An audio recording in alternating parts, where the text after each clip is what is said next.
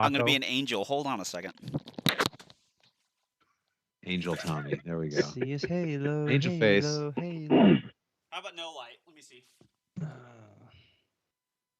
PARAcast. Sorry, I'll have to remain backlit. Anyways, I got a Jack in the Box taco in my hand. If anyone knows Utah, there is only Jack in the Boxes in southern Utah.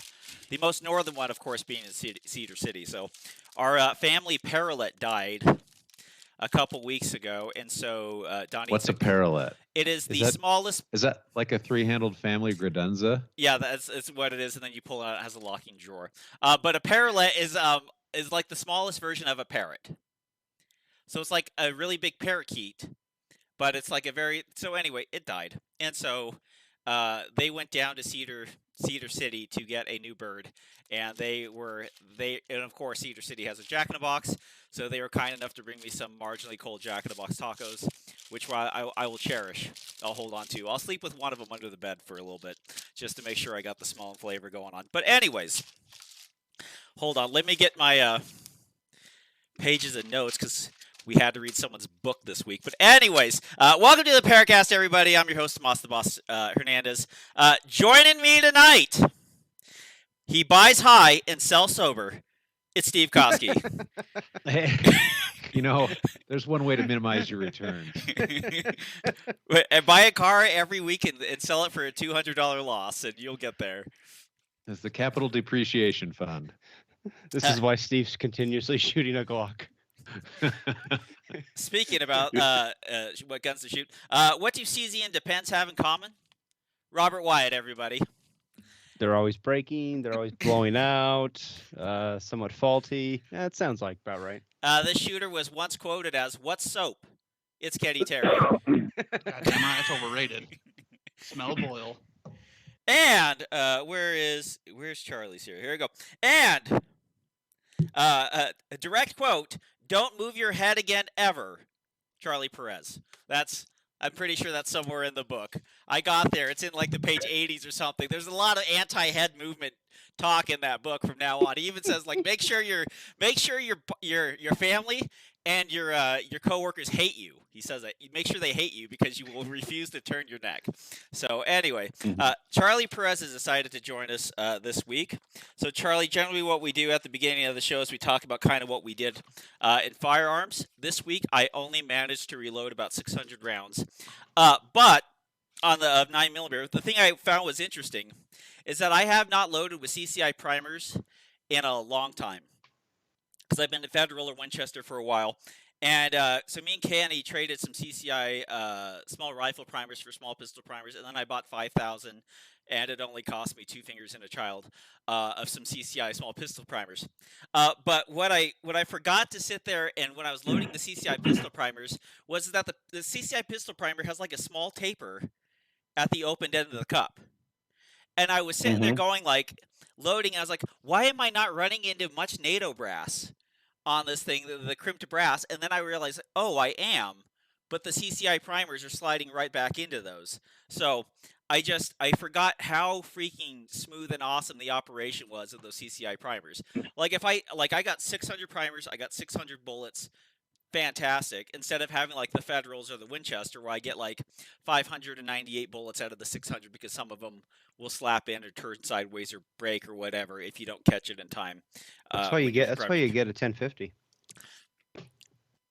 Sure. I'm just putting it out there. I mean, I'll spend $85 per 1,000 and spend $3,000 on a 10. I'm into my 650 and I'm fine with it. But anyway, Robert, what did you do besides separate your CZ parts? Well, I separated my CZ parts. I mean, that's very anticlimactic now, isn't it? Rain on your parade. Jerks.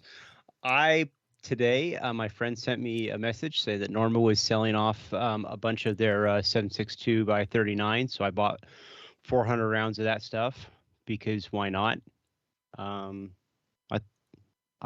realistically, I'm probably going to put it somewhere in my basement and I'm going to forget that I own it, which is what happened to the last 2,000 rounds of 7.62 by 39 that I have somewhere in the basement. Why are it's they a problem? If you were in the Ukraine, that could come in very handy right now. I was thinking about it, and it was funny because I was like trying to like find flights, but apparently all those stupid European nations went and shut down air flights, so I can't get in there. Well, And I yeah, was like, well, that's fine. I'll just parachute in. And then apparently those jackasses are shooting everybody down. I can't win. yeah. You try and help out, and it's like, no, you guys go away and do something else. I'm like, fine, be that way. And apparently the Black Sea's nowhere to go either. But you look at the flight maps over Ukraine, and it's just gigantic Texas and a half size thing of like no flights, like don't come Yep. around here. It's like, and the one thing too, it's like there's something to do. But when you have a history as a nation of Russia of shooting down commercial airlines, everyone kind of takes that a little bit seriously. Yeah. But I've been keeping up on that thing. And what's funny is the amount of like losses, like how many tanks and like tigers are like their up armored Humvees that they have. And then I was reading up, so everyone's like talking about the American Javelin missiles, right? So you have your little Javelin launcher, you look at a The little tank, shoulder fired ones. yeah, and you fire it, and the Javelin goes up, and then it goes and it tracks out, and then it comes directly down on top of the tank because that's where a tank is That's the weak spot. the least amount of armored. But the one that is apparently doing like maximum havoc over there is the British Army's what is it, the MTB L law or I law. Oh yeah. And so NILA, I think. yeah, Something so like that.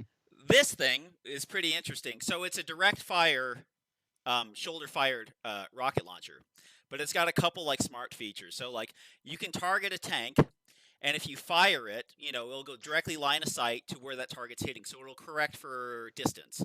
So if instead of having to like lob it in, it'll correct. So you basically laze it on, fire it, and that warhead will kind of correct to go out to that distance. Also, if a tank is moving, if you fire it and keep it locked onto that tank for 3 seconds, the missile will then predict a trajectory at the pace that the tank is at, and then intersect it where it's supposed to and destroy it. But the one thing that's making these things so damn effective is that they're CS rocket launchers, which means that they can be shot inside confined spaces. So back in the other days when you used to have laws and other AT-4s, you could not fire them in confined spaces because of the black blast concussion would basically injure the soldier. That You was mean fired. like from inside an apartment? Yes, or... from inside an apartment or inside a small building. But Yeah, these okay. have a way of dispersing the backblast concussion. And so basically, it's very hard to figure out where these things are being shot from. And so they're eating up armor alive. Wait, And so now rocket launchers have suppressors? pretty much, Yeah. they have back What end the suppressors. hell? They have I mean, I have to jump through hoops to get a suppressor in America, and all of a sudden, like the Ukrainians get built-in suppressors for their rockets. they Okay, also we seriously went wrong as a country. well they Can we get a hell yeah for the Ukrainian yeah. fighters Hell that yeah, are they're- standing up to there's- Putin? And What what's a so bunch of awesome? badasses. I know, and they're sitting there and they're like we're just gonna camp these LZ zones because there's only so many zones that you can land a helicopter and deploy troops. And so it's like we'll shoot you there. And here's the funny thing is about like when you look at like peer-to-peer combat, it's like the Russians, they don't like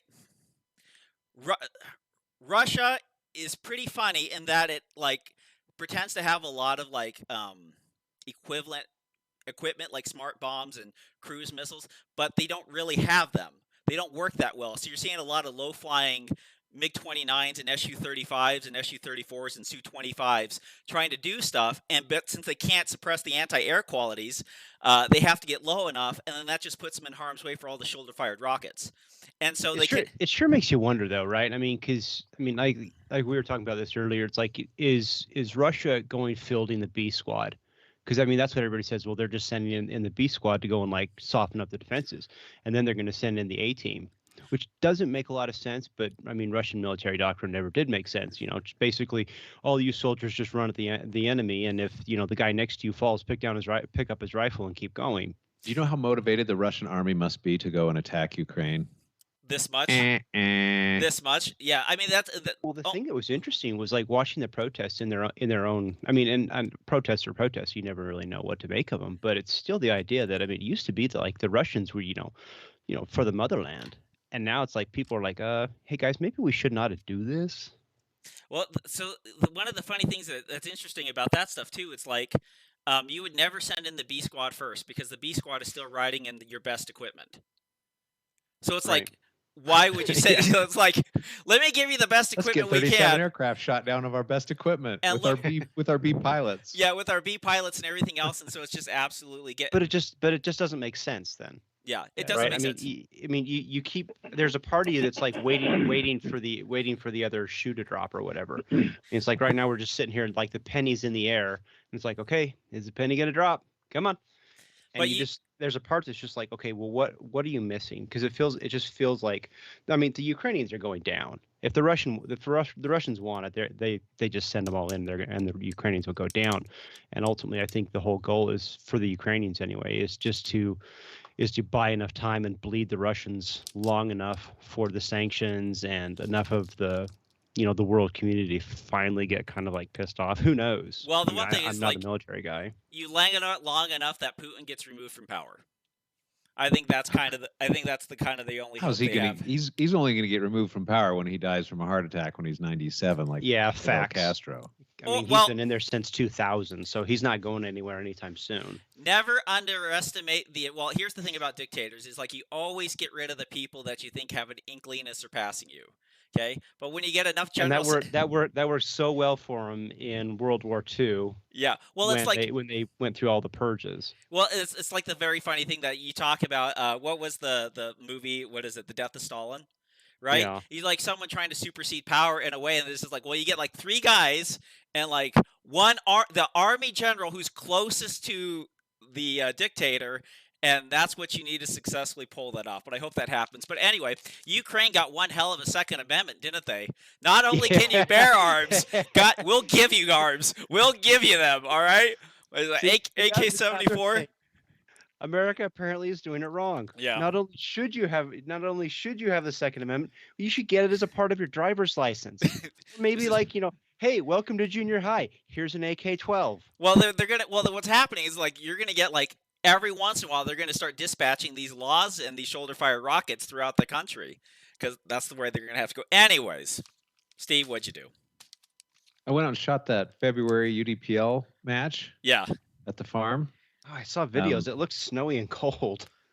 The sun was out and it was not windy, so it was Oh, fine. that makes it okay. I've noticed that a lot out there. I was wearing my winter pants with another layer under them, and I was toasty warm. Oh, right on. So it was really good. It's kind of some bad news. So Jen Jolly went in for another surgery, and before they went in, let her do that surgery, they made her go do a stress test, and they immediately like stuck her in for like a multiple bypass surgery. Oh no, that's terrible. So she's had a big heart surgery, and she's recovering from it. But is she on the road to recovery? I mean, she's she's on the road to recovery. What do you call it? Positive prognosis or whatever? Yep. Oh, good. She's doing well and doing better. But the UDPL's hurting for some leadership. Kerry Palmer agreed to step in as temporary club president, but they need, they're kind of in a bad way. Brandon Lim came out and set up the match with a couple new shooters, and the match was really great. The farm has a tendency to just have, here's 5 of something to shoot, here's 5 of something else to shoot. None of them are difficult shots. Right. There's always a challenge to see how fast you can shoot that, but it gets not very interesting if you're, a mid-level or higher shooter, because you want some difficult shots. You want to not be able to just point shoot at everything that's on the range. Right. So but Brandon Lim, he hasn't set up a match for a long time, and he made some tough stages. I mean, there were some of those hex targets that were 3-inch hexes that he had out there at like 17 yards.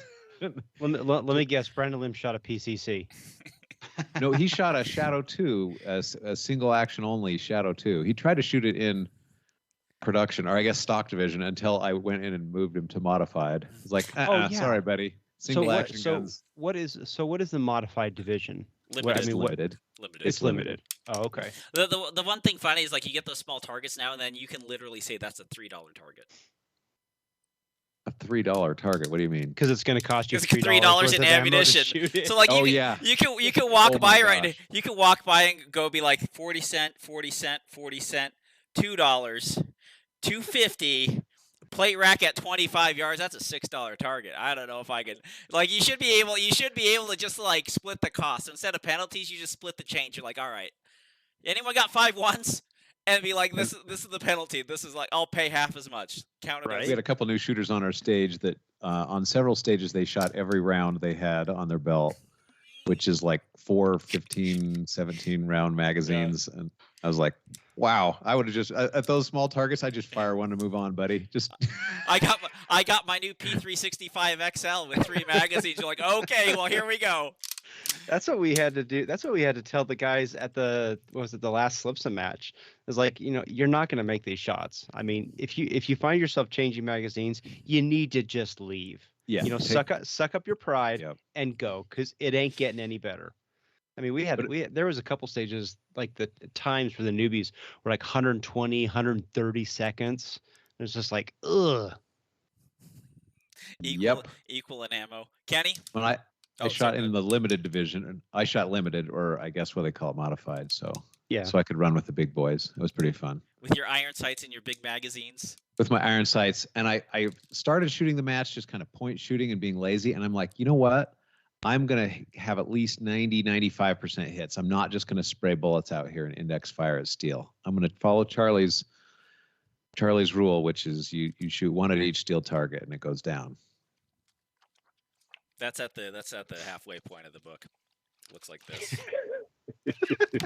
I hope you don't want this back, Charlie, because mine's marked up. Kenny. Is Kenny frozen? He's frozen. Either that or he's really happy. He did just wake up. I think he fell asleep. I think Wake up. I think this is the stroke commercial when they said, I'm having a stroke. You're like, are you alive? They're like, I'm having a stroke. Well, he's gone. Anyway. And Kenny has left the building. And we'll have him join up as soon as we can. Charlie, what'd you do this week? So this weekend, it was too cold to do any shooting on Saturday, but today I did some practice, some live fire practice, and the weather was really nice. Where do you live? So I'm in Colorado. What part? Yeah. Denver area? Denver area, yeah. Okay. So it is cold. Yeah. It was not warm, but it was better than the day before. So beggars can't be choosers this time of year. Will they hold matches like with the weather? I mean, like regardless of the cold, or at a certain point where they're just like, all right, this is ridiculous, we're not doing it. So in Colorado, we actually have a lot of clubs. There's 13 USPSA clubs all along the Front Range. Right. And given that there's so many clubs, we're pretty spoiled in the quantity of matches that we have. So if there's active precipitation, like snowing or raining or that kind of stuff, like it'll cancel. But if it's had just snowed and it's still like pretty cold, then we'll still go out and shoot, kind of thing. So it comes down to either it's active precipitation, then we're not doing it, or if it had just snowed and it is too muddy, like a lot of the ranges here are not very wet resistant. Right. So it gets like crazy muddy, and that is for a lot of clubs, it's really like unsafe, so like the last time we had a like, screw it, we're going to just shoot in the mud kind of thing. We spent like 4 or 5 hours after the match pulling people's cars out of the range because they got stuck at the range. Yeah. Well, so after that, we're like, no. They're not fully graveled up bays. No. That's funny. It's like funny. The worse your gravel is to compete on in the summer, the better it is in the winter, right? The more water resistant it is. Because if it's all graveled up, you're walking around, you're kicking out rocks, brass is sticking up, it's sticking into the bottom of your shoe. If you fall down, you got to tell yourself, don't cry in front of your friends. And then, and then if you get somewhere nice, it's like go shoot on some soft dirt. It's going to be completely muddy. Go shoot on some grass. It's going to be slick as hell. So good thing here in Utah, all we have is crappy gravel everywhere. Gravel and chunks everywhere. So, all right, Kenny, before you're... not everywhere, because our last stage was in full mud. We were standing in 1.5 inches, 2 inches of mud. Slop. Just... Tom wants it like the Nebraska range where it's all grass and... I His want poor feet can't run on gravel. my knees. I would like flies to be picking at my face constantly. That's the kind of shooting area I would like to have, where I run Yeah. my hand through my hair and I kill 3 bugs. But it would Karma. it, How I remember thee. it would be nice though to have a range where you could go to like double alpha and get one of like those brass sweepers and have it be effective. Like that would be one of those things that's just like, look at this. I can like sweep up my brass. Instead, you have to be on your knees with like pads on, like picking through all the gravel and watching spiders climb out of your damn Who brass. does that? That's Poor like people. poor people. Poor people. Who shoot, Yeah, I mean, who shoots just a stock Beretta? Poor people. You got a shovel and you just push it into the shovel and then you dump it in your bag. I mean, isn't that what everybody does? I need a high quality sifter is what I need to do all that stuff. But You anyways, guys with your indoor range connections make me sick. I know it's like when they come out with like 5 gallons of brass, like, well, thanks for putting up one stage. They're like, yeah, see ya. Anyways, Kenny, what'd you do?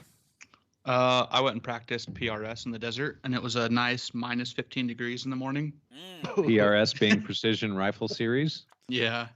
It What's was your- good to know that my powder's still good at minus 15. It only lost like 10 feet per second. Oh my gosh. Is this with that new powder that that you got from me? Yep. Yeah. That- I was was it pretty the- surprised how good it was. Lever Evolution. All right. Yeah. It was fun. Feel like I'm ready for Manti in a couple weeks. Oh, there you go. And this is with the arc, right? The 6 Yep. millimeter arc. Yeah, we got it. That was the first time testing it at 1,000 yards. And it, What performed cartridge well, is it so- again? It's a 6 millimeter arc. Okay. Right on. Right on. So, anyways, we brought Charlie on, and we're going to talk about Charlie's book here. First, Charlie, tell us a little bit about yourself.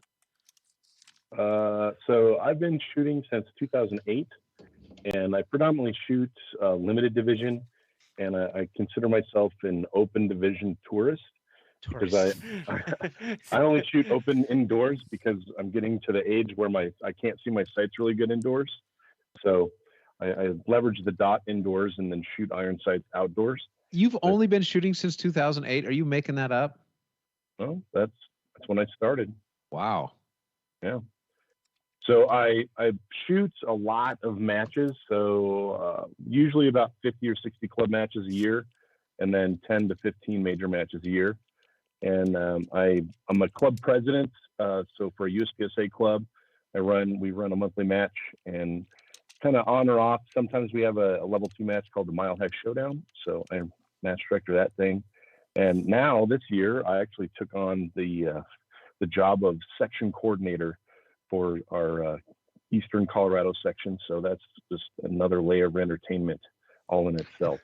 You fool. You foolish fool. I know. So yeah, I like to shoot and I like to train people, and my participation level is really high, and I think that's solely because I don't have any kids. All I have is wiener dogs, and it's easy to send them their place, and then they can go to the range. And yeah, so yeah, that's a little Charlie's bit one about of the few guys still shooting the man's division. Oh yeah, yeah. Uh-huh. It's very dignified, especially when you throw like Kenny, is that open or is that limited? I mean, That's limited. That's Damn limited. it. That's limited. Okay. Because I heard open there, and you said man's division. I got confused. The funny thing about the dignity of limited is someone spills a gallon of 40 caliber brass, they fight each other like bear cats, just trying to get that 40 brass. Yeah, the only thing more desperate than that is the guys going after 38 Super. Oh my gosh, yeah. Mhm. And Charlie, you shoot at a quite a high level, don't you? You just Super don't squad. dabble in this. You're very serious about it. You've learned and written down a ton, and you compete quite well. Yeah. So I made GM in 18 months in limited. So, and I'm GM in open, and I compete on the national stage. Like last year, I was able to go to the nationals, and I finished 7th in limited division. So it's one of those where it's like every match you go to, you're like, shucks, I could have done this or that and that better, but it is what it is. But I'm heavily engaged, and I have a lot of fun at it. And I also have a lot of fun helping people improve their skill level. So a lot of fun. And you're going to be 30 next year. Is that correct? Yeah, right. Yeah. This year, my birthday is in February, so I just turned 46. So, yeah. It's entertaining. So more than halfway up the super squad at 46. That's pretty impressive. Yeah, that's The Path of Focused Effort, a learning guide for practical shooting. You can find this at bigpandaperformance.com, correct, Charlie? Yes. So that's the website. You guys are on the YouTube. You can kind of see it. But anyway, it's $25. So I have not finished the book. I've made it to page 103. I think there's 130 some odd pages in the book. But just going through it, just kind of my overall impression of the book, it's like if I had one book to hand to a USPSA shooter from the beginning, I'd hand him this. Because it's one of the only books that I could sit there and go through that basically explains the fundamentals very well, and then also explains the very edge of like movement, grip, stance, especially stuff where it talks like effective cones of fire. It's got great illustrations, and kind of for even people like me, I picked up a few things on it that was very helpful. And so one of those couple of these questions I have for Charlie, I kind of noticed something. I noticed something on your section on shot calling, and let's see, your shot calling and then not breaking the gun down, which are kind of two different parts of the book. But what I kind of noticed and wanted to ask you is, do you think low cap shooting builds bad habits? Do I think low cap shooting, as far as not having enough rounds in the mag? For like, let's say, so like in one part of the book, you talk about shooting, like a good shooter will effectively have a makeup shot as soon as he calls the shot incorrectly, right? But when you get down into production shooting, or let's say single stack shooting, the ability to make up that shot instantly becomes kind of a non-option. So it's like they don't make them up because a lot of the times they're not looking at the sights to sit there. Well, they are looking at the sights, but let's say they don't have the ability to make it up. And so that second, it's more of a sticking to the plan than it is about improvising and making it up. And then it also comes down into breaking down the gun. So a lot of us ex-production shooters, I spent 10 years shooting production and like USPSA stock service pistol. And when I'm sitting there watching my videos as you're talking about practicing, I have a habit, even in shorter positions, of breaking my hands down and releasing the gun and bringing the gun down because when I used to move, I had to do something with that. Yeah. Yeah. So your question is really good, actually, that I think that regardless of how many BBs you have in the magazine, you're still always going to be promoted or rewarded, so to say, by calling your shots, because calling your shots allows you to do the next thing immediately, right? And so probably the most common next thing that we're doing is a transition, right, between targets. So if you're not calling your shot, it's going to be very difficult for you to leave that existing target and get it onto the next target as soon as possible. So even though the pace of shooting may be less aggressive, because you don't want to risk having, firing shots with a marginal sight picture, meaning, oh, that was marginal, I need to make a makeup shot.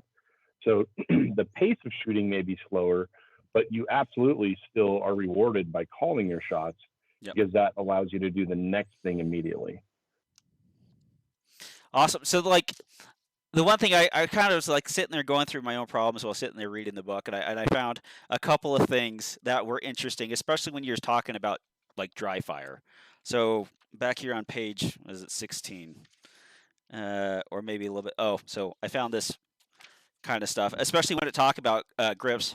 I grip the gun I'm going to read some of the book. Don't worry, I'm not going to read all the book. I'm not going to hand this away Well, you for free. haven't even read the whole book yet, so.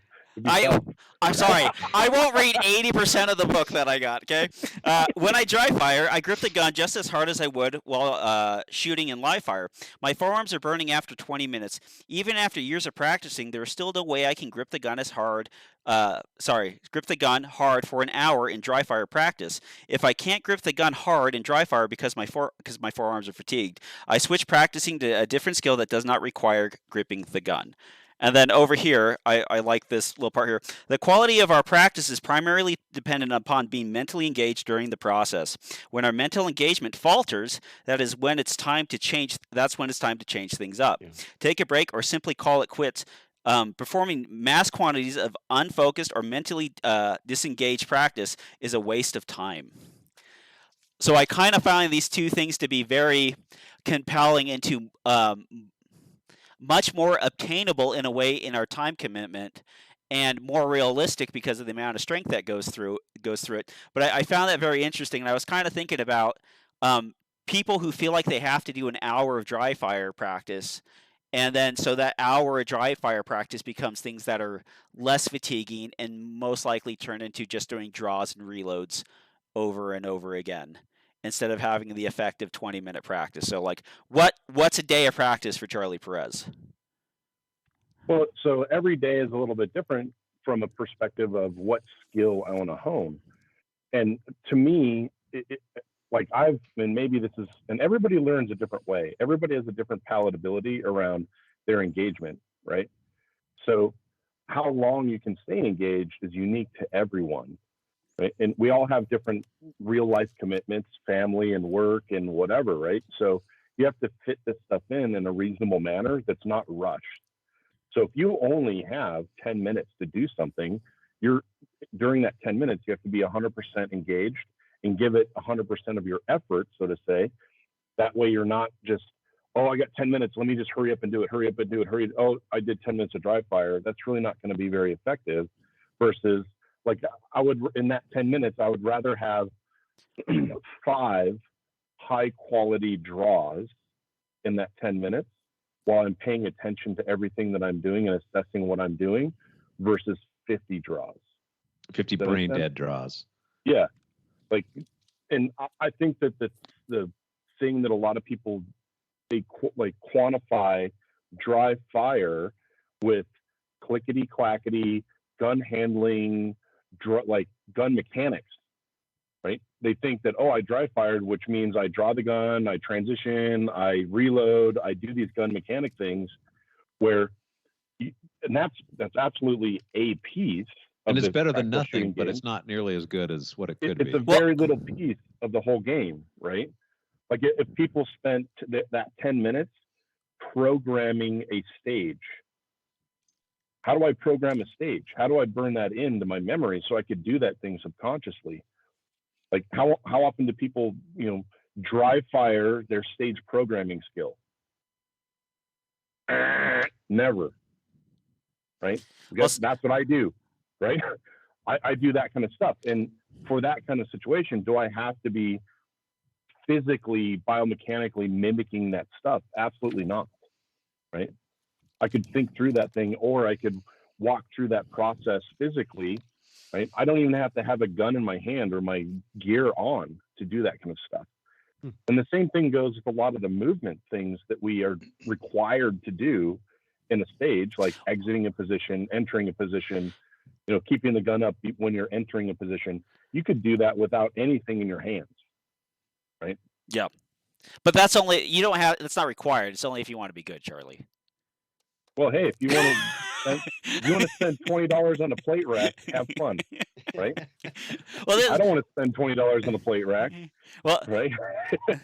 there's a good part of the book too where you're talking about basically fundamentals. So there is a time and a place for that, like almost what we would consider nowadays as monotonous, like gun handling or brainless gun handling. That's probably because it's down into some sort of a subconscious level, and we're not really making the gains that can make our game better. But like for like newer shooters, like that's kind of what it is. And so like there's a lot of that stuff that's detailed really in there. But I found a section of the book which I was thinking of me and Kenny Terry very, very profoundly on, which is missing close targets. Transitioning off. I thought of Kenny too. I was like, Kenny, they're just throwing you under the bus today.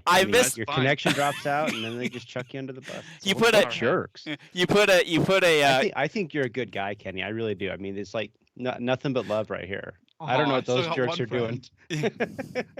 Well, that's why Kenny's gone to PRS. One shot at a time, no transitions. Anyway, I can nail long shots. 2 yards.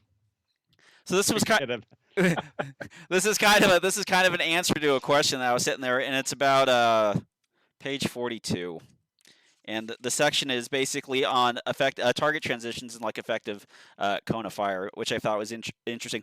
A clear indication that a clear indication of you not using your legs during aggressive transitions is observing a scenario where the gun overshoots its stopping point on the next target. Legs are much stronger than arms. Since legs are stronger, it allows you to not only initiate the transition aggressively, but also stop that aggressive transition movement on the next target precisely. The aggressive motion and precise stop of a leg-driven transition is what allows top competitors to shoot sooner than their competition. So I was like, okay, so there's something wrong with my base there, that I'm either undershooting a target or not calling the shot, and like, so 1 miss hit or hit miss hit, kind of something when not transitioning with the legs. But what I thought was kind of interesting about that, and I haven't found that part in the book, is effective cone of fire in transitions while on moving, being aggressive on a target. So like 4-yard targets in an array on the left, there's 3 of them, and you got to start, and while you're making effective movement on those targets, you're shooting those targets. So like, what's a good way of keeping those things in an effective cone of fire and not over or under transitioning those, when essentially there's no other way to do it but shooting them on the move? Oh, so like you're talking about not a stationary shooting position? Not a where you're stationary, yeah. Okay. So the best plan of attack for that is to actually not steer the gun to the next target, but use your feet to get the gun to the next target. And then once your gun gets to the target, you can wind up with it. So you're going to have I don't want to say a stationary gun on the first target, because your body is moving with the gun as you're getting to the next target. And then as your gun is on the target, you slowly ratchet a little bit your upper body, twisting slightly as you're firing the second shot. Does that make sense? Yeah. So the important part about engaging targets on the move is that a lot of people get into this horizontal sawing back and forth, saw forward, saw back, saw forward, moving the gun front and back, front and back, front and back. There's not a lot of physical structure in that. So it's important to not saw your gun forward. That is actually the hardest movement to stop. It's very easy for us to wind up, but when we saw the gun forward, we're unwinding usually. And when we unwind, it's harder to stop the gun precisely. So that's where we have to resist sawing the gun forward or pointing the gun forward to the next target, but instead use a more aggressive pace or frequency of steps to get the gun to the next target sooner. That makes sense? That does. And then once, like for when I'm shooting arrays on the move, I look for a pattern of like a movement pattern through that. It's going to, like, I like to talk about a step cadence, not a step, not a gait change, but a cadence of steps change. So my gait is going to remain the same. I'm just going to increase or decrease my cadence of steps. That's going to increase or decrease my speed through that position. So when we have targets that we want to shoot on the move, we want to be as stable as possible, and being as stable as possible is best generated with having the same cadence of steps through that whole section of the stage. Does that make sense? Yeah. Instead of, like, you see people, they try to shoot stuff on the move and they have 1 or 2 aggressive steps and then they slow down, and then 1 or 2 aggressive steps and they slow down, and then 1 or 2 aggressive steps and they slow down. That start and stop is very bouncy.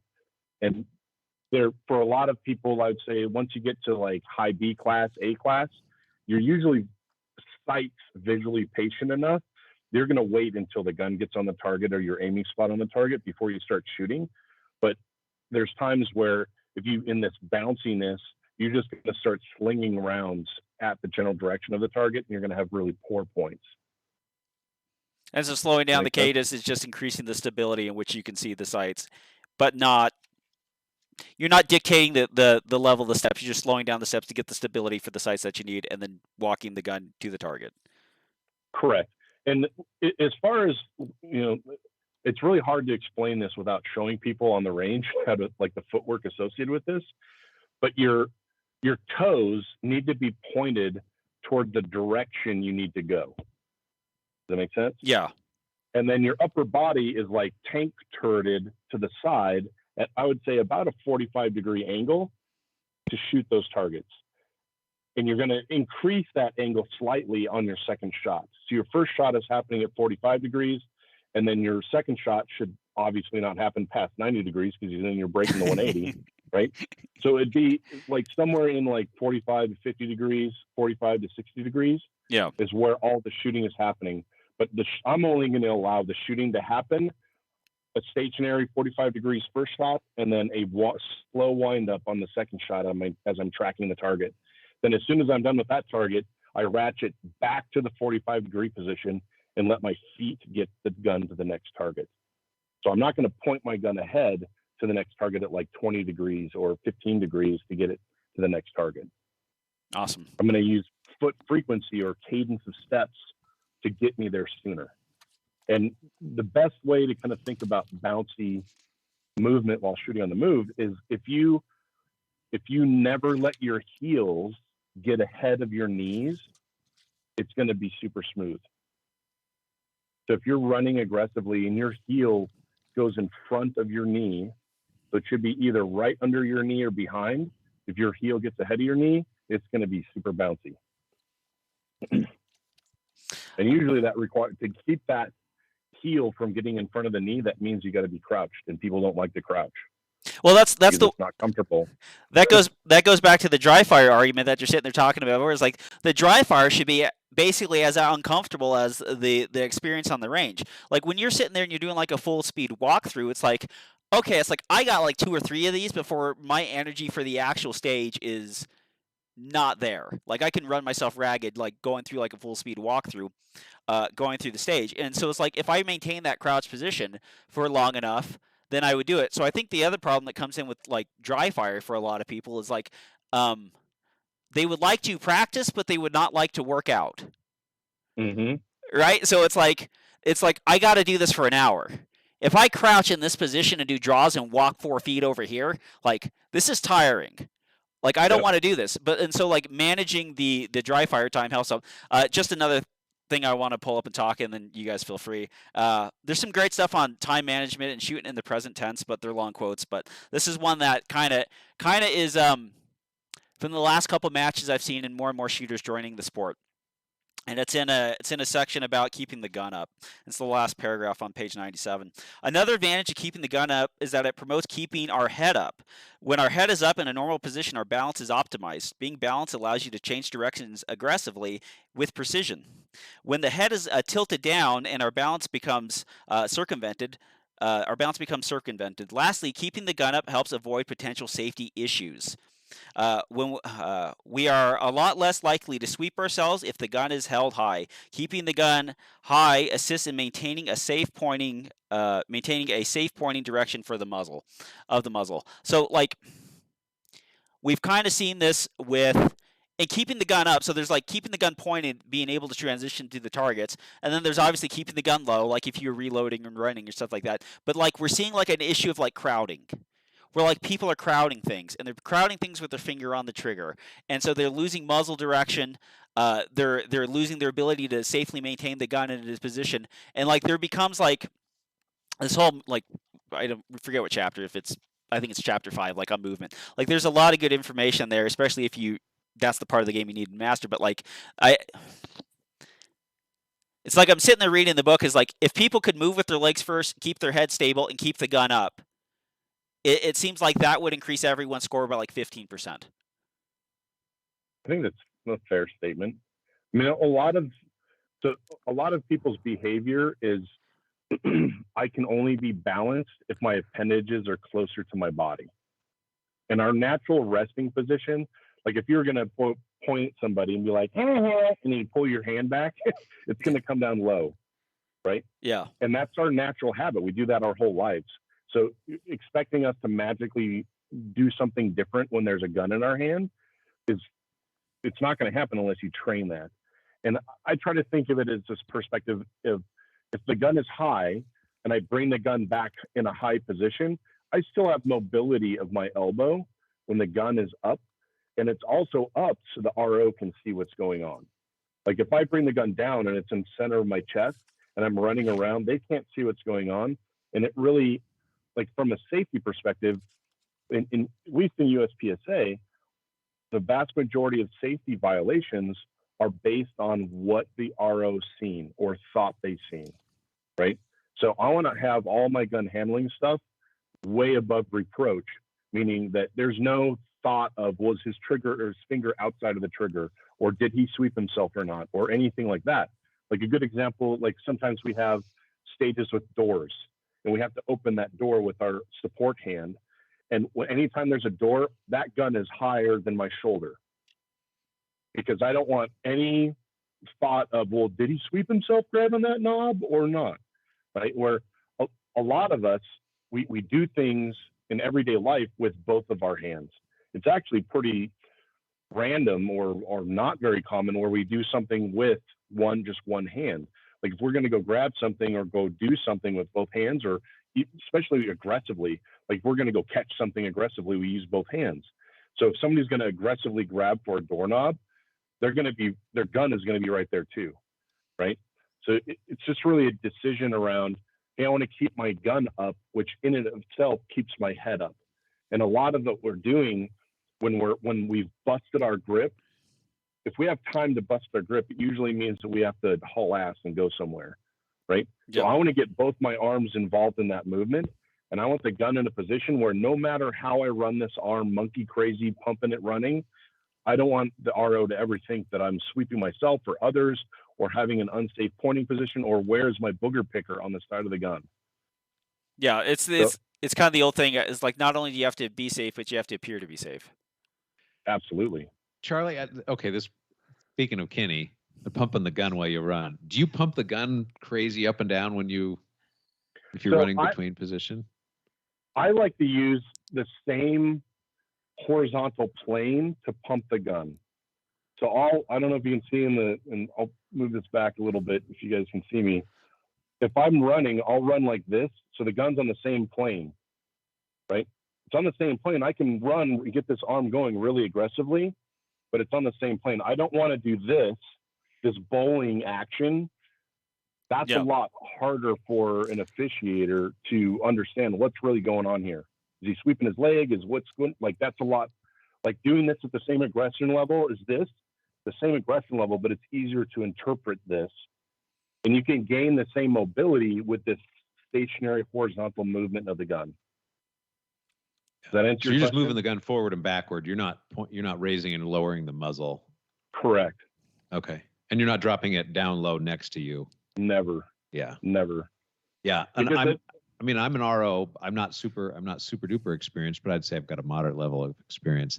And when Kenny or someone like that pumps the gun all the way down there and they're going down the 180, I mean, my stress level goes to the top.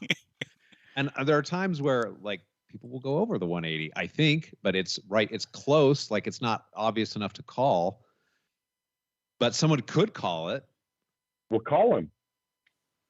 Seriously. I mean, in our club matches, this is the cheap time to learn these lessons. Does that make sense? Like, you don't want Kenny to go to the Nationals and spend $1,500 in travel and everything else doing his monkey run, and then he gets DQ'd because of that. Like, it's way cheaper to learn that lesson in a club match and say, oh, when I did that the last time, I got DQ'd for that, even though I thought I didn't break the 180. And I looked at my video after the run and I didn't break the 180. It's all based on interpretation, right? So it's important that we always have that movement and stuff happening with the gun. And like I said, it's always got to be above reproach. But if you're going like this, can you grunt as hard as if you go like this? Absolutely. Okay. It doesn't deter from the grunt.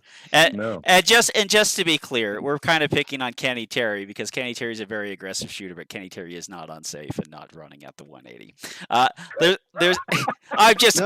Everyone's going to be like, the hell's that Kenny? Kenny? He's never pumped his arm running down the 180 and scared the shit out of me. That's never happened. There's one thing that I found in the back. It's like the last page I read, but it was about shooting in the present tense and having a schedule that you think that you should keep while shooting a stage. And there's like three big sections of this, but like the last paragraph, 102. Creating a schedule is closely linked to chasing a desired performance because we are focused on the future tense, not the present tense in that scenario. Without a schedule, we can perform in the present tense one action at a time. This builds the overall performance one action at a time until the process is complete. Building a performance like this is a lot less distracting and much more achievable during a stage run. The only thing we should think about during the stage run is what we are doing right now. We can't do this if we are distracted by thinking about the schedule of events or if we are on schedule.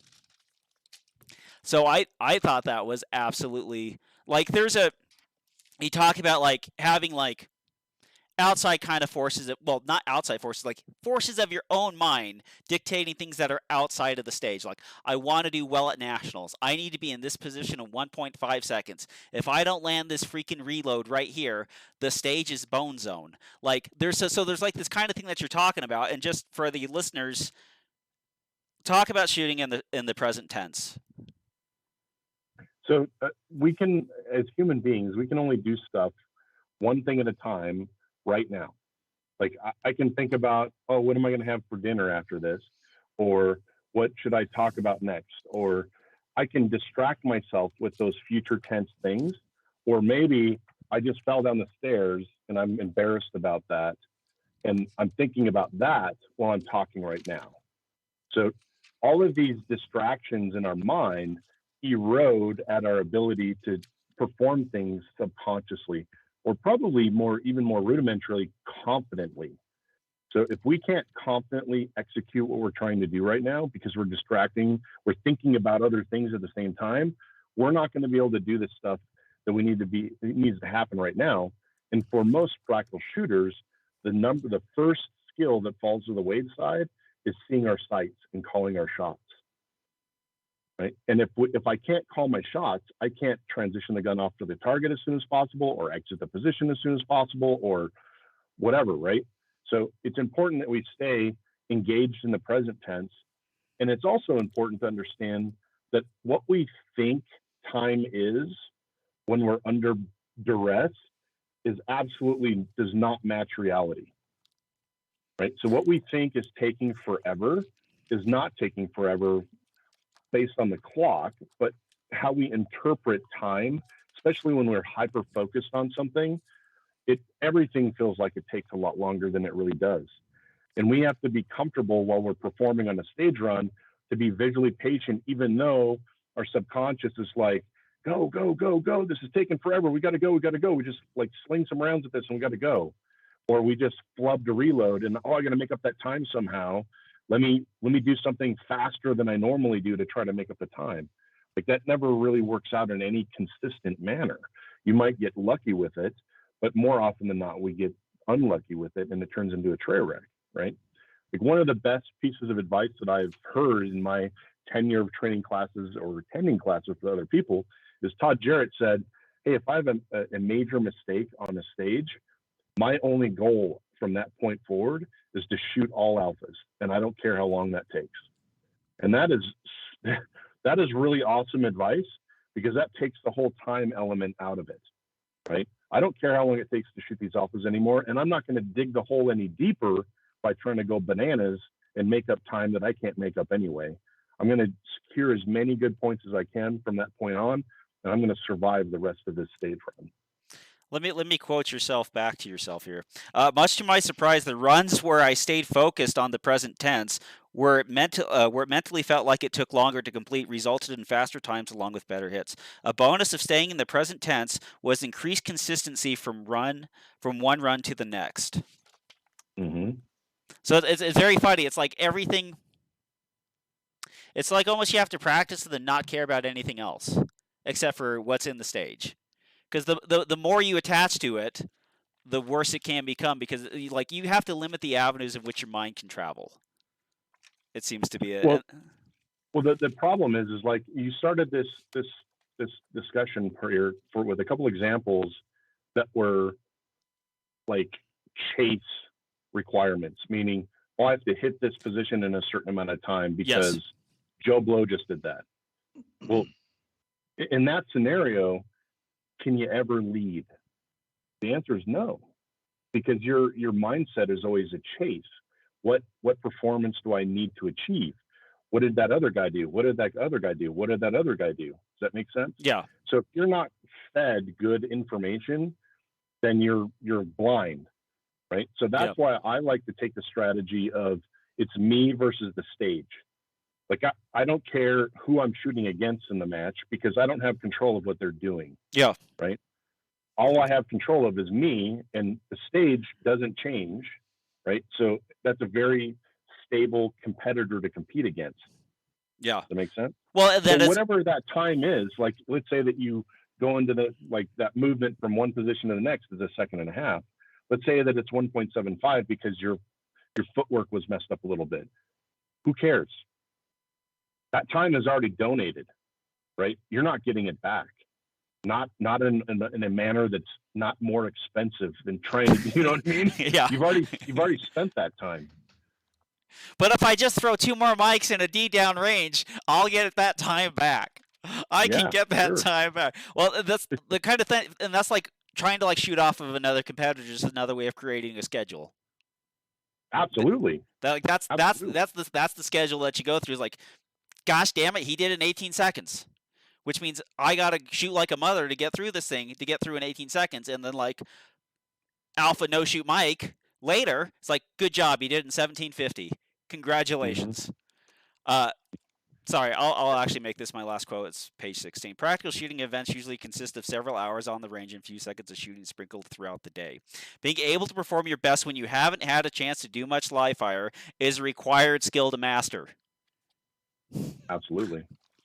So now that Tom's done quoting, I just wanted to give my when I read through this, I felt like I already knew 70% of it, but probably couldn't articulate it very well. But you've written it it's very accessible, very plainly written. There's not a lot of jargon. I don't have to try and read your mind, or it's very, very clearly written, and it actually kind of makes me more excited to go shooting again.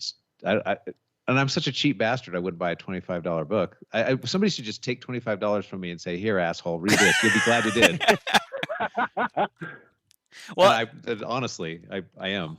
This is kind of I've had 3 or 4 other people's books, and this one's really well done.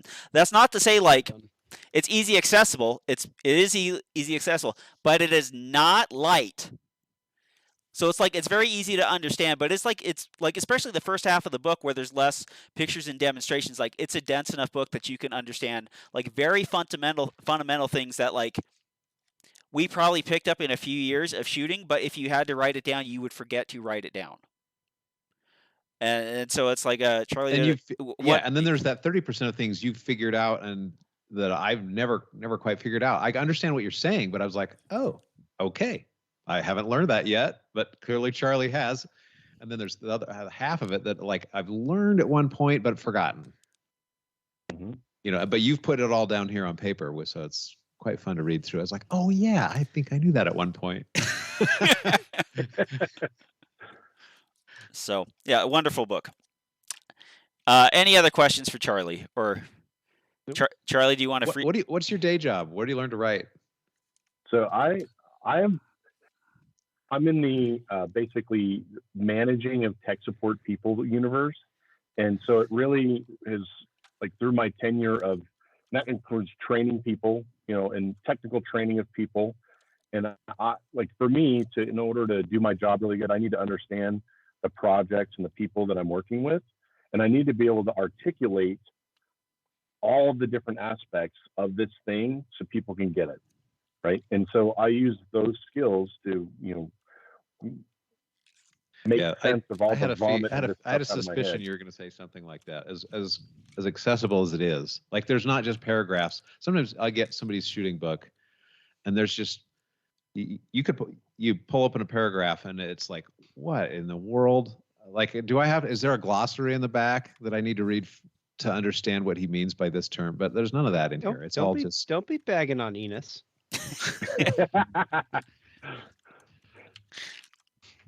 I will say I've read Charlie's book a couple times, and as far as the shooting aspect, it's probably the best shooting book out there. When did you come out with it, Charlie? 5 years ago? I think No. when I first released that, it was in 2018. 4 I think years. it was 2018, yeah. As Yeah, I've read it it. took- I remember took I got me- it when it first came out. And I've read Yeah, it. I got it couple when you times first came since, out. and It took me 2 years to finish that book. Wow. And the hardest part of it really was that we have all these. It's interesting because writing a book very much mimics practice. Like, how do I organize my practice? I have this huge list of all these different skills I have to practice. How do I prioritize that? And so when I first started thinking about, well, I'm going to write a book, I thought about, oh, well, I need to have the lens of the coordination, the proper sequence of the content, one leading into the next, and I'm going to just do it all right from soup to nuts. And I quickly found that it's very hard because mentally we get distracted by all these little things and these nuggets of things that we want to talk about more or discover more about that may be taken into a context that doesn't matter anymore. So I found that it really ended up being, I want to think about this one skill or topic and write down all the stuff that I know about this, and then think about the next skill and write down everything I know about that. And then once I had each individual piece part skills, there's a little bit of overlap of crossing over different things, and I chop that stuff out, and then I reorganize the content to be deployed in kind of a logical manner within the book. And that organizing of the content perspective, I think that was the hardest part of writing the book. Well, it's very well organized. So, like, let me just. So, chapter 6. So, like, we have like natural point of aim, effective cone of fire. Like, do you use 1 or 2? Can you use 2? Staying low. Next page, visual markers. Like, if I was sitting there trying to explain to somebody how to shoot USPSA, like, it'd be very hard to sit there and try to remember all those things, especially like visual markers. Not a lot of books, they might touch on visual markers, but Charlie's got a few pages on visual markers. Center of gravity, that's another one that comes in. When to break a grip. Page after that, which this was just all great stuff. Initiate direction change with legs, crowding walls and ports. You have keeping the gun up, and then you have like launching out of position, and foot bias.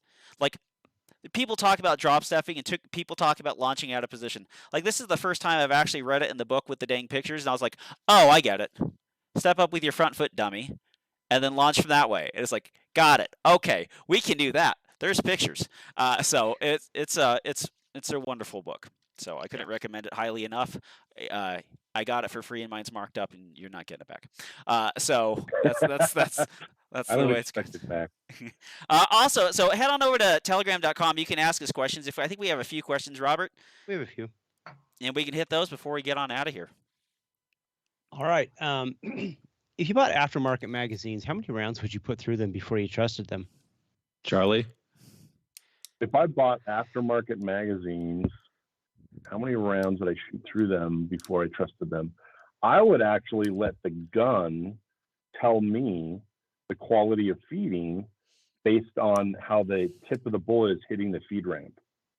So if, like, anytime I get new magazines or even monitor the spreading of the feed lips, I always let the scuff mark that's on the feed ramp tell me the quality of the feeding. So like on a 2011, 1911 style pistol with a full ramped barrel, you want the tip of the bullet hitting halfway to 3/4 up the ramp from the bottom. If that makes any sense. Yeah. So, and it should be a very small patch of where it's hitting. So that patch will tell you, hey, all the rounds as they're feeding, they're hitting that ramp in the exact same place. And that is very good, like pointing to my springs are good, my follower is good, my feed lips are in the right, angles and all that good stuff. And for most of the people that like I shoot with locally, they're like, I keep having these feeding problems. And I'm like, okay, let's go over the safe area. And I just show me your gun. Let me look at the feed ramp. And there's the hit pattern is all over the place on their feed ramp. And that tells me right away that they have either some kind of ammunition issue or they have some kind of magazine issue, which could be, the feed lips are jacked, springs are worn out, the follower's worn out, that kind of stuff. So I let the gun tell me what is reliable and what is not. And also I never will run a magazine to the point of component failure. So like I proactively replace my springs 4 times a year regardless of how many rounds I've run on those mags. Well, that sounds terribly expensive for me because for the last 11 years I've only loaded all my magazines to 10 rounds. So they generally lasted a lot longer than these CO magazines will last. It's all about cheap insurance. Like the spring is like what, $8-10? Mm-hmm. I mean, that plate rack is costing more than that. Right? You know how many Yeah. tacos you can get for $8? That's like 40 tacos. So do you really get 40 tacos when you poop out 20 of them immediately? I have known to basically have an infinite appetite for those things. So like the kind of thing is with those magazines too is like aftermarket magazines. Generally the quality of aftermarket magazines, it depends on them. So like if you get like a Metgar for like a CZ or Beretta or anything else, like the quality of those magazines is generally better. But I would just literally, that's what local matches are for, is to find out if that equipment's going to sit there and run. Like there's no better way of testing it for USPSA than shooting it in a level 1 match shooting USPSA.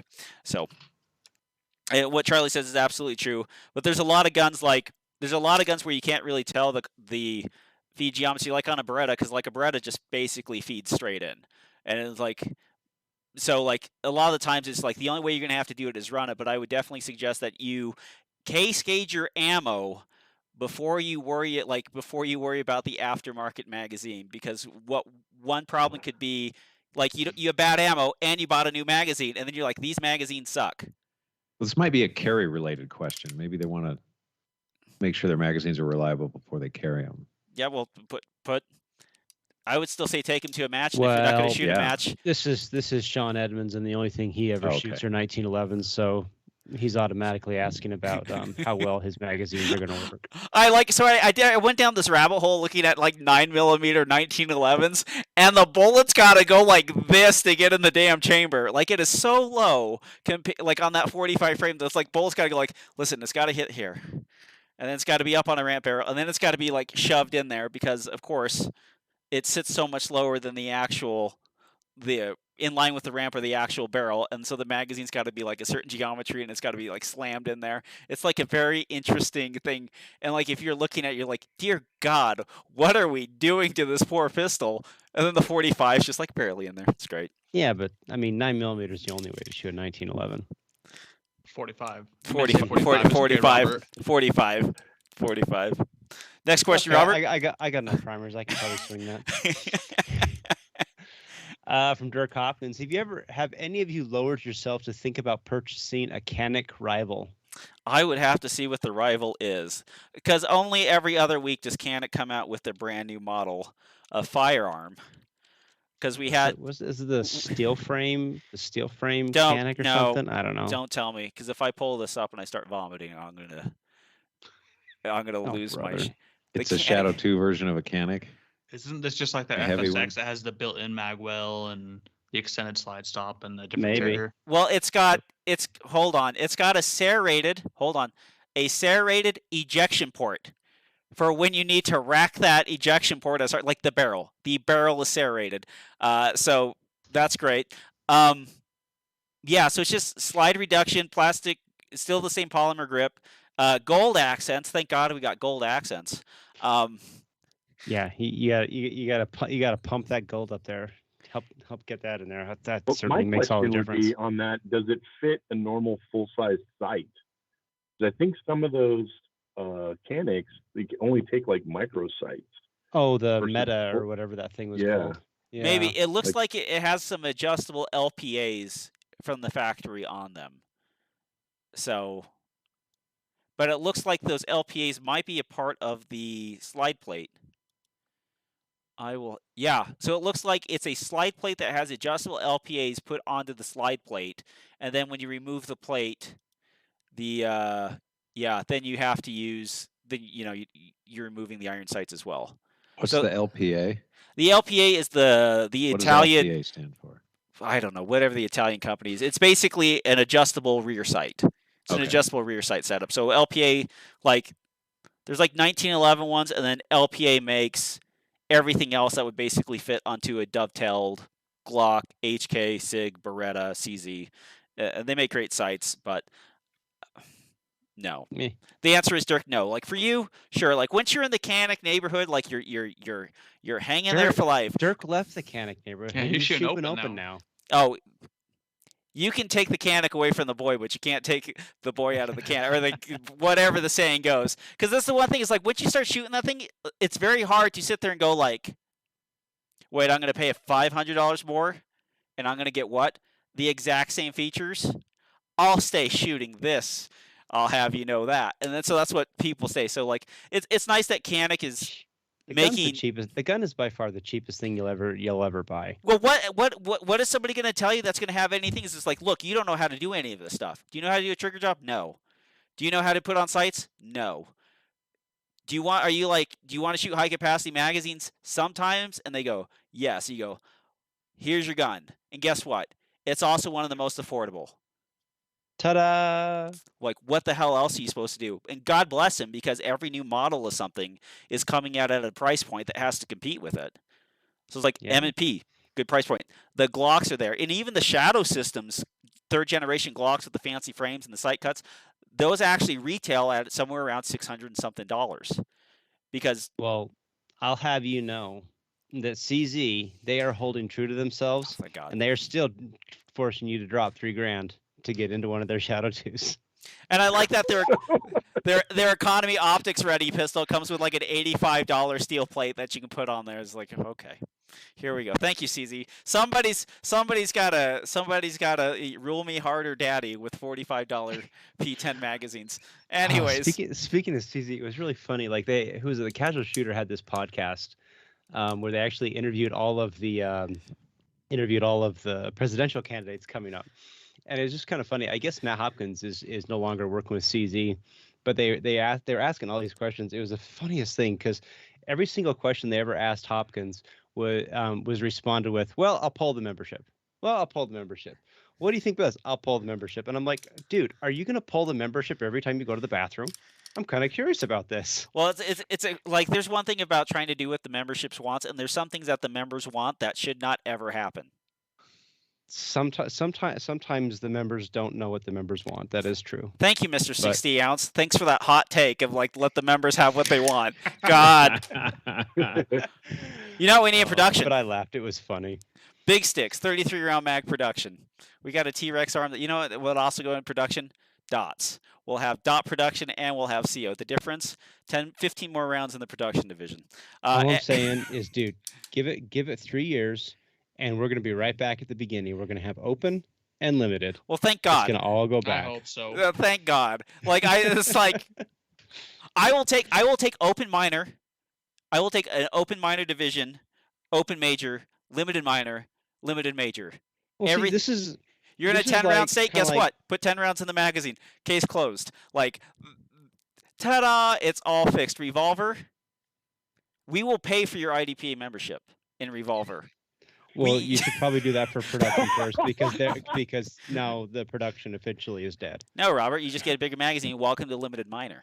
All I'm saying is USPSA is essentially doing what the Soviet Union did. They broke up, and now they're just slowly taking everything all back. They're coming in. They're invading. Anyway. Speaking of which, the invasion of Ukraine, the 21st century version of an old quote. Behind every Eurovision billboard will be a Ukrainian with a javelin. Yeah, pretty much. So like here we learned is like we spent the last 20 years looking at people that had a great advance in technology fighting a force that didn't, and now that you have something closer to peer-to-peer combat, which is like they all have AK-74s, they all have RPDs, they have the same kind of like RPG-7s, this generally the same type of armor. In fact, so similar that they have to paint letters and numbers so that they can identify, and all the Ukrainians are running around with yellow armbands because a lot of their equipment. Volunteers. Well, even the full-time military is doing it now because it's hard to distinguish the Ukrainian military from the Russian military. It's not like there's that camo pattern. It's like kind of the same. There's that MiG-29. What are the bad guys using? MiG-29s. Like, here's a T-80 tank. Here's a T-72. What do they look like? Pretty close. Paint the things. And so, like, the Russians have all that stuff painted on them. But, like, when you look at the actual, like, peer-to-peer combat, it's just like, guess what doesn't work anymore? Tanks. Tanks don't work because Jim McVie over there with that British-made rocket launcher can scorch your tank, and you got to see him to engage him, and you're in your like little, and then like nothing works without air support. It's like that's the part of the modern military that no one like that the Russians are having problems. Like it's very hard if you can't stop the people on the ground to get your people on the ground forward. Because it's like they're getting engaged with the same weapons and they can't do the same stuff and their tanks are blowing up and they're all getting shot up. So it's like, well, if all those years of video games and Fallout have taught me anything, it's that war never changes. War never changes. Solid snakes. From Alex Manfield. Does Charlie have a lot of heat locally? If not, how does he push himself? Ooh, so in limited, there's really not a lot of heat in open, and like it's actually, I hate to say it, but there's very few club matches that I don't end up winning overall. But I always look at it, since my competitor is the stage, I really don't look at like I want to perform the most I can. Like there's been plenty of matches that I've quote unquote won, but I feel like a loser because I had a bunch of failures in that match. If that makes any sense.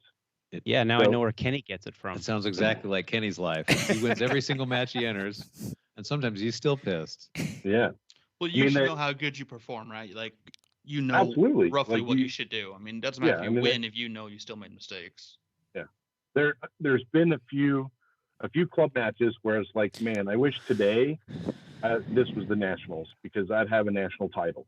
Like, there's definitely days like that. And then there's obviously days where it's like, I just can't do anything what I feel is right, but it still is enough to win a match. You know, so to me, it's really not about like winning against the competitors, but I do rub it into all the PCC and open guys that I beat them all the time. And I'm like, dude, why are you guys letting an iron-sided limited guy destroy you guys every match? Like, you guys have unlimited bullets, you got dots, you like to put plate racks at 25 yards and all that good stuff, but it still's not helping you. So I actually thought about PCC shooters while I was reading the book when you talked about effective cones of fire, right? Mm-hmm. And it's just like, so with like a PCC, basically with the kind of bladed stance, their effective cone of fire basically gets limited, and with the gun being so one side of the body dominant, right? Correct. And so it's like they have a mechanical advantage, but like their positioning, and like, God, you try to see those poor cats reload, it's sad. But their positioning effectively almost increases positions on the stage. Yeah, so they're going to usually have more. Their default cone of fire is going to be much less than a pistol shooter, right? Because they have more points of contact on the gun. But one of the cool things that I've seen, and I do a little bit of 2-3 matches, like that are kind of like USPSA-ish outlaw matches. And the thing that I found with when you start pointing at stuff outside of your cone of fire, it's the same thing. You start over-registering or overshooting your target. And I found a really cool tool that if my shoulder, like my stock side shoulder heel is pointed the opposite direction of the gun, like the muzzle, like, so basically some people think about the heel, some people think about the toe, but if my toe is pointing in the same direction as the muzzle, it gains a lot of structure behind the gun and I can stop it. Like a good example would be, let's say that there's 2 or 3 targets straight in front of you. You're nice and posted up and you can transition aggressively. And there's one target that's far to the left, this direction. So if I go to almost a 90-degree that direction, if I don't change my feet or my foot position, I'll have that over-registered transition. Whereas if I twist my heel to keep it in line with the stock, like the point of my heel and the point of the stock are the same, I keep the structure and I can stop the gun in that position. So if you're a PCC shooter and you're having those over registrations, think about that stock side shoulder and keeping your heel pointed in the same angle as the stock itself. I don't think we have any listeners that shoot PCC. We're all. And if we haven't run you off, now get PCC shooters. Fine, I'll take. So I wanted to know, like, from each one of you guys, what is your number one challenge that you currently have in your practical shooting? So Kenny hasn't talked a lot now. He has had this whole time to think about all of his failures. So Kenny, what is your number one issue right now? Right now, it's easily mental. mental. Yeah, like man, we've shot together a long time. You know, I used to have the drive. That drive's it's waned, no doubt. Like I used to always do 2-a-days dry fire because, like you said, I can't do an hour of dry fire. So for me, it was always short 2 days were always better. But now I'm having a hard time giving the time to USPSA. Yeah. So, well, everything that has a beginning has an end, right? So maybe your USPSA days are coming to an end. I don't know. You know, if you don't find it engaging and fun, right, you got to find something about it that makes it fun. Because if every time you do it and every time you want to practice or you go to a match and it's always this endless beat up, like I'm beating myself up about the things I'm failing at, that's really not a fun thing to do, right? Like every match that I go to, and you've shot with me a lot, I always, like, people will say, how's your match going? And I always ask people, are you having fun? Yeah.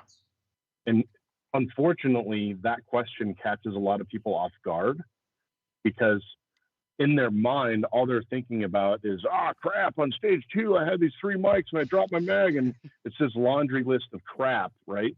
So think about ways of making it more fun. And sometimes having more fun means a little less performance. If that makes any sense? Oh, yeah. But if you're not having fun, then why are we here, right? Right? You got to make it fun. Yeah, totally. Steve is he can't shoot a dot gun that he bought and told everyone that he was going to shoot, and then he decided to go back to iron sights. I shot 4 whole matches with that dot gun, and probably a dozen, 2 dozen dry fire sessions, and it just struggled. The dot doesn't appear like iron sights appear. I've shot Glocks for so long, I can pull a Glock out and shoot a target. So is that your number one issue? No, because I've got over that issue. I put the dot on my wife's pistol and I forgot. I wasn't perfect out of the box, so I threw the gun away and said, "Never, never again." Yeah. No, I'm sort of with Kenny where I've gotten remarried and the time commitment. I'm just trying to decide: do I want to keep pouring time into shooting? And I think I do, but sometimes I'm not sure if I do. So is it time from a match day time, or is it I need to invest time to practice, or both? It's both, and I do need to invest more time to practice so that when I come to match day, because I've shot at a higher level that I'm shooting now, and so when I show up now and I shoot, at 75% of my past skill level, it's quite frustrating. Yeah. So I think if I spent more time reading your book, doing things in the off days, so that when I show up at a match day, I can shoot at 90 to 100% of my expected performance, I'll be a lot happier. Yeah, that's good. Yeah, so think about it from a perspective of, I formulate training sessions in 10-minute chunks.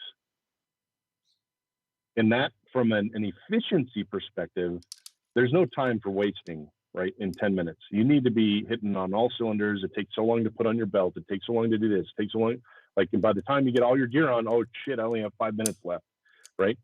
So think about maybe that, effort in itself will be rewarding. Like, I want to have a very efficient and precise training program and pick a skill, right? Each one of those training sessions is a skill, not a bunch of skills, a skill, right? So that's one way that you can perform better with less duration, where each practice session is highly focused. I like it. Robert? All right, Robert. What do you got? Actually, it's pretty easy. Was it in 2020 when my dad died? I started taking over the company where we worked, and then in architecture and construction, the world kind of blew up, and so we were just so busy doing that, and then between that and then actually trying to manage the company and keep that running, I started watching my hobbies just kind of just go away, and it really is. I mean, in life everything is a season, and I get that. And so last year was really rough. I mean, I kind of just phoned it in for the entire year. I mean, I went to majors, and I was like, well, I'm here. I mean, I'm glad because I got out of the state. I'm out with my friends. I'm having a great time, and that's really what I ended up focusing on. Was just I was having fun. I got to see matches that I never got to shoot before, and that was great. But this year, and so I kind of I've been thinking about that a lot, and this year actually was the beginning of the month here in February, or I guess February's over now. My buddy John Batista called me up and he's like, what do you really want to do with this thing? And I'm like, well, I'm actually starting to figure out my work life schedule. I mean, I've kind of developed a pattern for it. He's like, look, what if we just pick a day and we'll just pick like essentially 3 days, Monday, Wednesday, Friday. I'm like, fine. He's like, we'll do 15 minutes. Let's find a time. Fine. And so he's like, okay, well, let's do it 10 o'clock. So he's in California, so we FaceTime and we dry fire together, and he gives me suggestions and pointers. And the biggest thing that I've been struggling with is just finding time. Not that the time didn't exist, because the time always exists, but it was actually being, okay, I'm now committed to somebody. I've told them I'm going to be here. Yeah. And now I have to be here. And I have actually found that having that commitment to somebody else that I have to be responsible to has given me really good returns. It's been very beneficial. And even in as little as a month, I've started noticing that there's been a positive return. And it was just that I have to be accountable to somebody. That's cool. Why don't you pick somebody local like Kenny? Kenny can come over there and punch you in the face if you don't practice. Like, you could stop by. Oh, it's 2 o'clock. I got to stop by Robert's house, see what's going on. I tried that, but every time he showed up, he'd go home with a 5-gallon bucket of 40 cal brass, and I'm like, what the hell, Kenny? There's always I think we got to do it again. There's always there's always something missing from the house. It's like, where's the hell's that Xbox controller? There's Kenny. I'm still waiting for all my base pads to come back there, Kenny. I don't know what you're talking about. Yeah, I figured he didn't.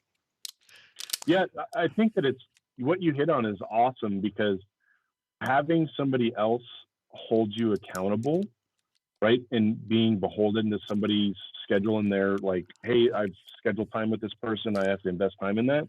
That's awesome. And we can actually have our family members do that as well. Yeah. Right. We can say, hey, family member, wife, brother, sister, whatever. Hey, can you film me doing this one thing for this 5 minutes or whatever? Or just say, hey, put that Xbox controller down. You got to do 10 minutes of this thing.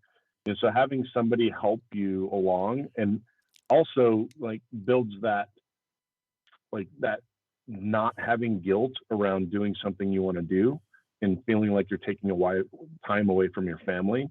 Right. That's another important thing. It's true. Right. That's true. I just got to get better at the game. So I went from production to now shoot and carry optics, and I'm trying to like limit the number of matches I have a year to limit how much I'm actually spending on it. So I'm like building up my supplies and doing this. But the one thing going through your book, it's like changing the mindset of the level of aggression that I need to sit there and shoot the stages. Like, and so it's affecting like certain ways. So like I have to grip the gun differently to allow myself to split faster with my dominant hand. Because the way I used to death grip the gun was perfectly fine for production, but it's limiting the amount of shots I'm able to shoot at the speed that I'm required to shoot them at and carry optics. The other part is like staying behind the gun and like calling the shots, like seeing that gun, that was a terrible shot, make that up instantaneously. And the other part too, it's like just like basic movement stuff, because I think that there is like, I like to shoot, but I don't like USPSA. But I shoot USPSA because it's the place that has the highest skill level for pistol shooters. And so there's like a lot of like getting better at the smaller things of the game to make me better. So things that you wouldn't think of, like as someone who likes firearms for self-defense and likes the history of firearms, is like, here are some things that you can do with that, which is like better movement.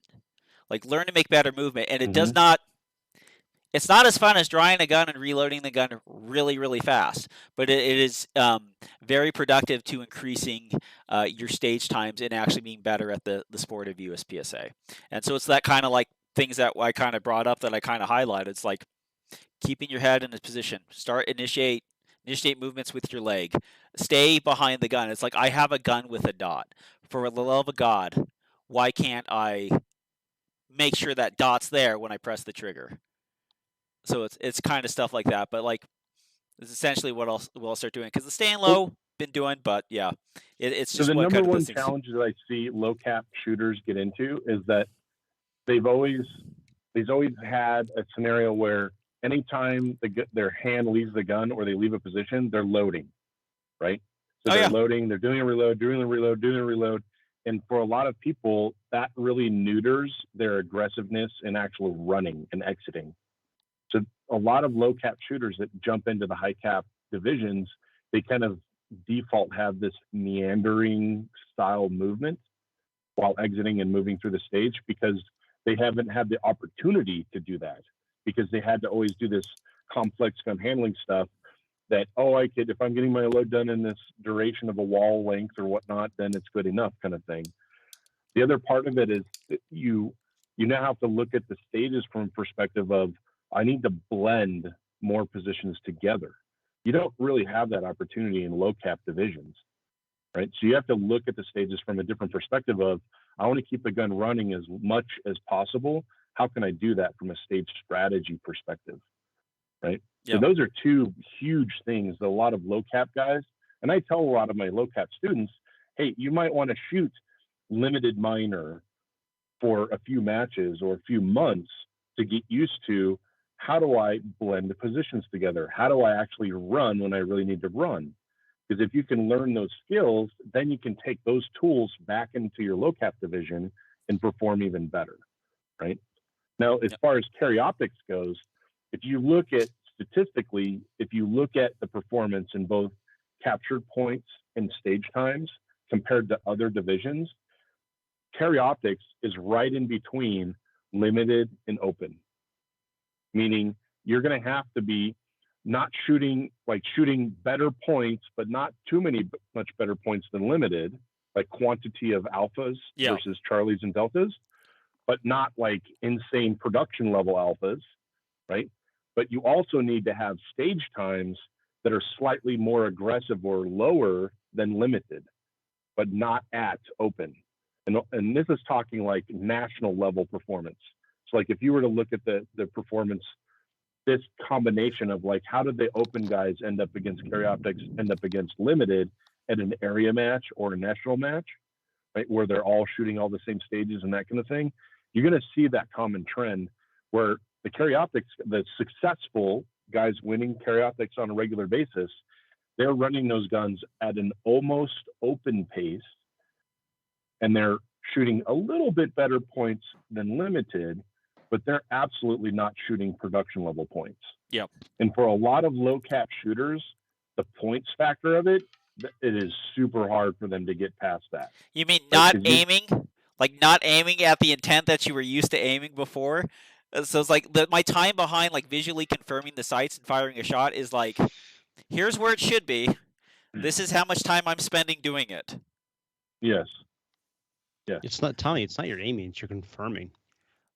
Tell me about it. When Tom started all this asking if low cap built bad habits, that's what, in my opinion, yes, because like low cap guys, they don't accept a good enough sight picture. They want like that perfect sight picture instead of accepting a good enough sight picture. Yeah, well, and that's how we get bad at calling shots. Yeah.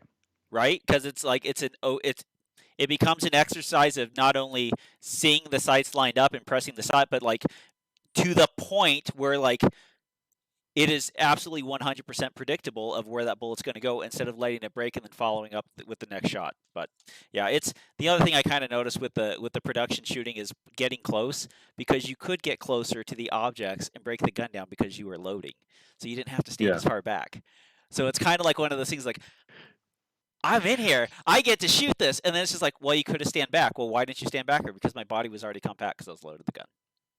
Yep. So, and then you run another. another dot thing that a lot of people get into is you live like in an iron sights world.